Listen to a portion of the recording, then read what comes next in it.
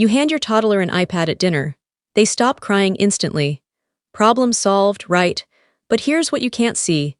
At that exact moment, their brain is making connections that could affect them for the rest of their life. I'm talking about real, physical changes happening inside your child's developing brain. And once those changes happen, you can't just undo them with a software update. If you've ever wondered why every pediatrician suddenly cares so much about screen time, or why your child seems different after just a few months of regular iPad use, you're about to find out. And trust me, this isn't another guilt trip. This is about understanding what's actually happening so you can make the right call for your family. Here's the thing nobody tells new parents. Your child's brain between birth and age 3 is doing something it will never do again. It's building itself at a pace that's almost hard to believe. We're talking about 1 million neural connections every single second. 1 million every second.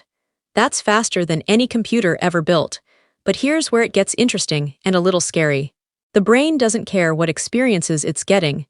It just wires itself based on whatever is happening around your child. Feed it conversation and eye contact. It builds social pathways. Feed it screens. Well, it builds something very different. The stakes here aren't small. We're not just talking about whether your kid will be good at reading or bad at sharing. We're talking about fundamental brain architecture that affects everything from attention span to emotional regulation to how they'll handle stress as adults. By the end of this video, you'll understand exactly what screens do to a young brain, why age 3 is the magic cutoff, and most importantly, what you can actually do about it without losing your sanity. Because let's be real, we all live in the real world where sometimes you just need 10 minutes of peace. Before I tell you what screens actually do to your toddler's brain, let me tell you about Sarah. Sarah is a speech therapist, and about 5 years ago, she started noticing something weird. More and more kids were coming into her office around age 3 or 4 with severe language delays. But here's the kicker, there was nothing physically wrong with them. No hearing problems, no genetic conditions, nothing that explained why they could barely string 2 words together. Then she started asking parents one question: how much screen time? And suddenly it all made sense. But we'll come back to what she discovered in a minute, because first you need to understand what's supposed to happen in a healthy developing brain. Your child's brain is built for one thing above all else: human interaction, not learning, not entertainment. Interaction. When your baby looks at your face and you look back, something remarkable happens. Their brain releases a cascade of chemicals that literally strengthen the connections between neurons. When they babble and you respond, you're not just being cute. You're teaching their brain the fundamental rhythm of human communication. Back and forth, give and take.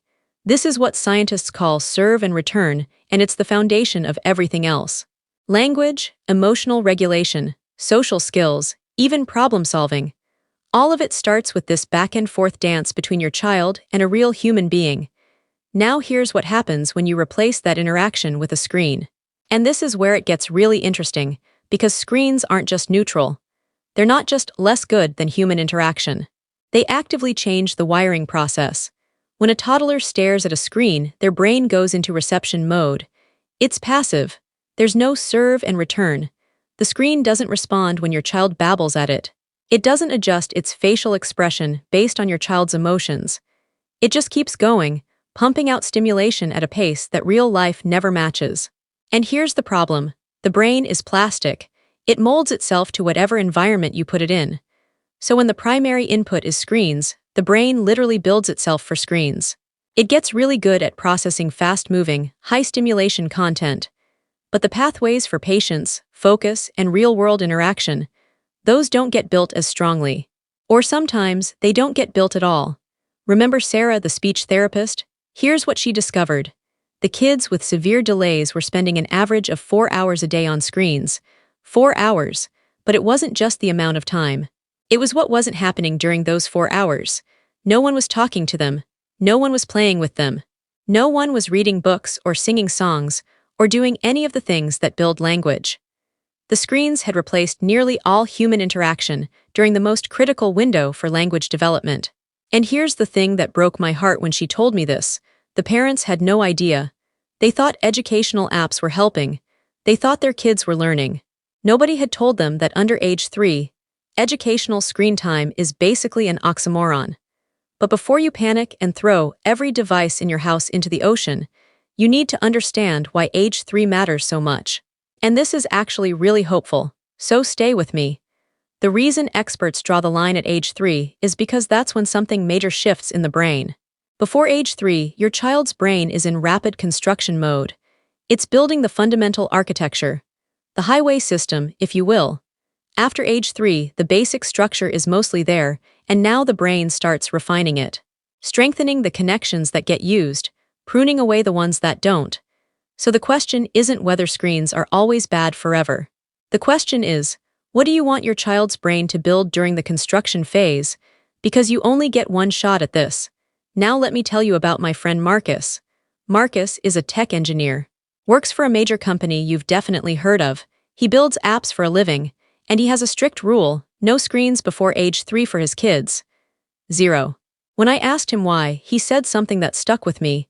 He said, "I know exactly how these things are designed. They're engineered to be addictive. They exploit the brain's reward system. And I'm not letting that happen to my kid's brain while it's still being built. The people who make this stuff know what it does. They know it better than anyone. And a lot of them are making very different choices at home than what they're selling to the rest of us." Here's what actually happens in the brain when a toddler uses screens regularly. First, the reward system gets rewired. Screens provide instant gratification. Tap a button, get a reward. Swipe, see something new. The pace is so fast and the reward's so immediate that real life starts to feel boring by comparison. Building blocks, too slow. Playing pretend, not stimulating enough. The brain gets conditioned to expect constant novelty and instant reward. Second, the attention system suffers. Real learning requires sustained attention. It requires being okay with not understanding something immediately. It requires patience. But screens train the opposite. They train rapid shifting of attention, quick cuts, new stimuli every few seconds. So when these kids get to preschool and kindergarten, they struggle. Not because they're not smart, but because their brains weren't trained for sustained focus. Third, and this one surprised me when I first learned about it, emotional regulation takes a hit. Here's why. When your toddler gets upset and you comfort them, you're teaching their brain how to calm down. You're building the neural pathways for self-soothing. But when a screen is used to instantly stop a tantrum, that learning doesn't happen.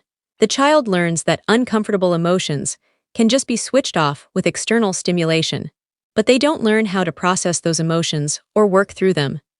Fast forward a few years, and you've got a kid who falls apart without their device because they never built the internal capacity to regulate their own emotions. There's been some fascinating research in the last few years that really drives this home. Studies using brain scans have shown that kids with high screen time before age 3 have measurably different brain structure. Less white matter in areas that support language, literacy, and cognitive skills. Thinner cortex in areas that process higher-order thinking. These aren't subtle differences. These are physical, structural changes you can see on an MRI. Now, we don't fully know yet if these differences are permanent or if they can be reversed with the right interventions later. But why take that risk during the most critical developmental window? Here's another piece of the puzzle that doesn't get talked about enough: what screens replace. It's not just that screens might be bad, it's that they're replacing things that are essential. Every hour spent on a screen is an hour not spent on the activities that build a healthy brain, not spent running around and developing motor skills, not spent playing creatively and building imagination, not spent struggling with toys and learning problem-solving, not spent talking with parents and building language. The opportunity cost is massive, and you can't get that time back. But let me address the elephant in the room, because I know what you're thinking. You're thinking, this sounds great in theory, but I'm a real parent in the real world and sometimes I need a break. I get it. I really do. Nobody is asking you to be a perfect parent who never needs 5 minutes of peace. But here's what I want you to understand. There's a huge difference between occasional screen use in an emergency and daily habitual screen time. There's a difference between handing your kid a phone once a week when you desperately need to make a phone call, and using screens as the default solution every time your child is bored or upset. Your kid's brain can handle the occasional exception. What it can't handle well is building itself around screens as the primary source of input and entertainment. So here's what I want you to take away from this. If your child is under 3, their brain is in the most important construction phase of their entire life.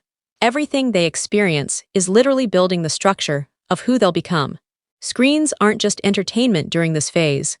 They're an architectural choice. They're deciding what kind of brain your child will have, and once you understand that, the choice becomes a lot clearer. Does this mean you're a bad parent if you've let your toddler watch TV? Absolutely not. But now you know, and knowing means you can make different choices going forward. Start today. Put down the iPad during meals. Have real conversations. Get on the floor and play. Read books together. Yes, it's harder. Yes, you'll be more tired. But you're building a brain, and that matters more than anything else you'll do this year. If this video changed how you think about screen time, do me a favor. Subscribe to this channel and hit the bell, because I'm making more videos about parenting decisions that actually matter. Not the stuff everyone argues about online, but the stuff that's backed by real science and will genuinely make a difference for your kids. Thanks for watching, and I'll see you in the next one.